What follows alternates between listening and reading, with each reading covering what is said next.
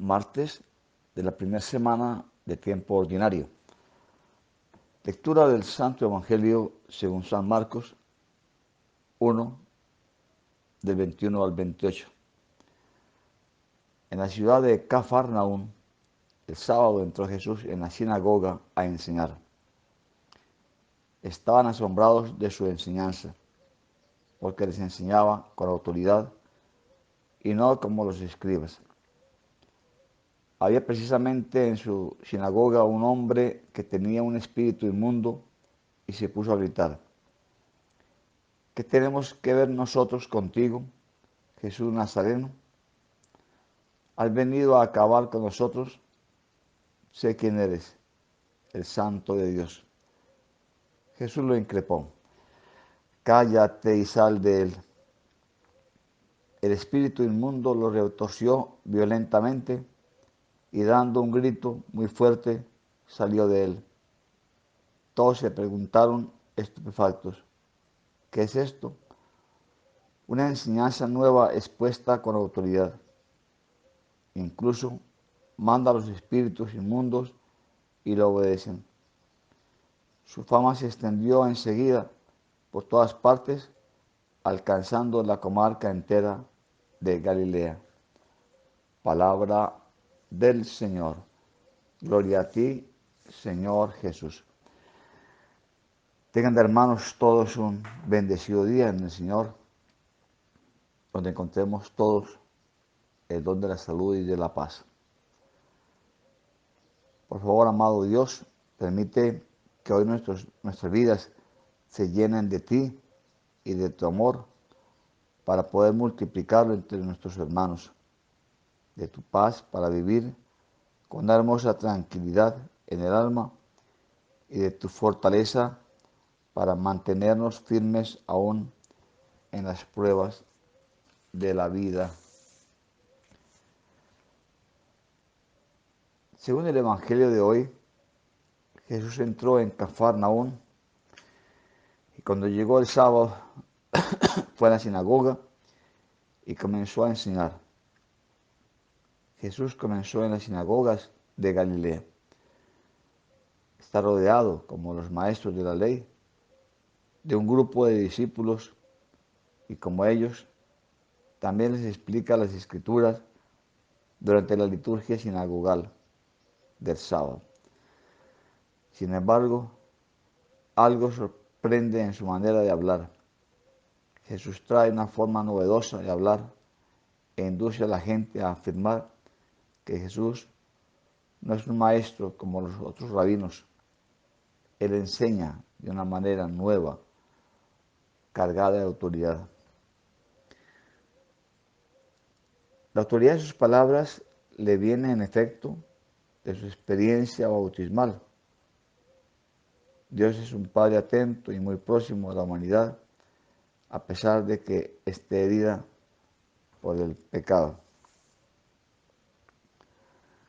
Los expositores de la ley y los profetas tenían que fundamentar esta en la Escritura y en la tradición, que eran las sentencias de los rabinos.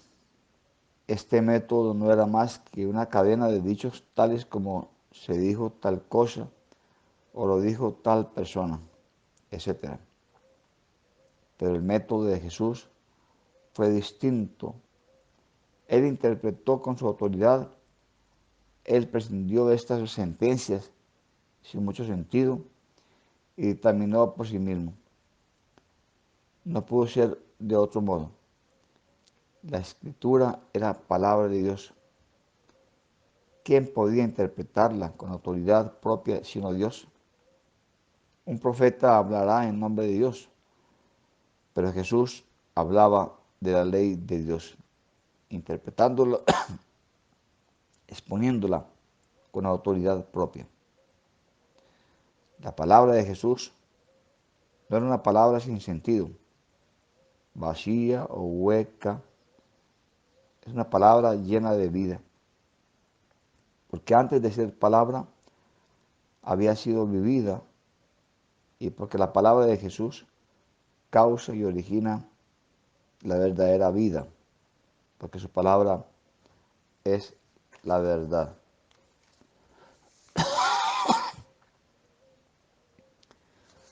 En el texto, la curación de este hombre poseído de un espíritu impuro, es decir, de un endemoniado,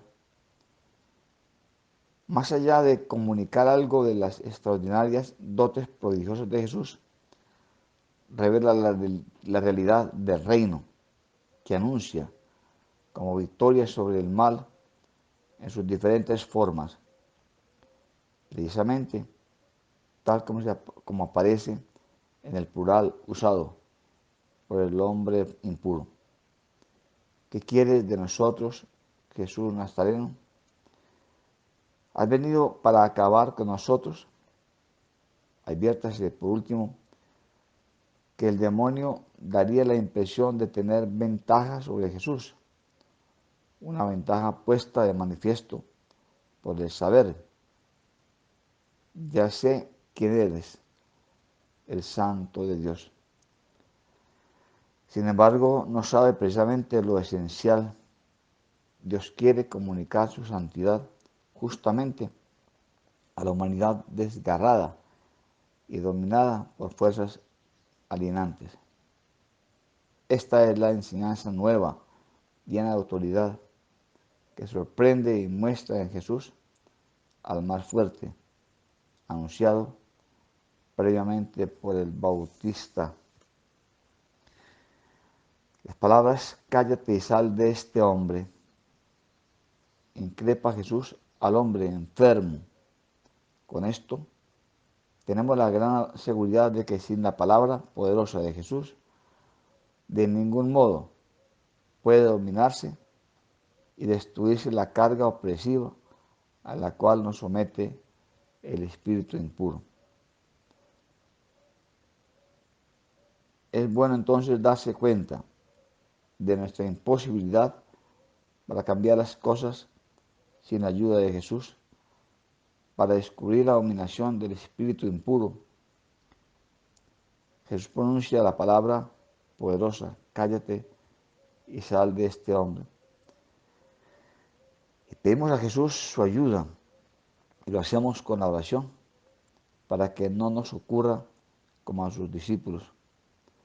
¿Por qué nosotros no pudimos expulsarle?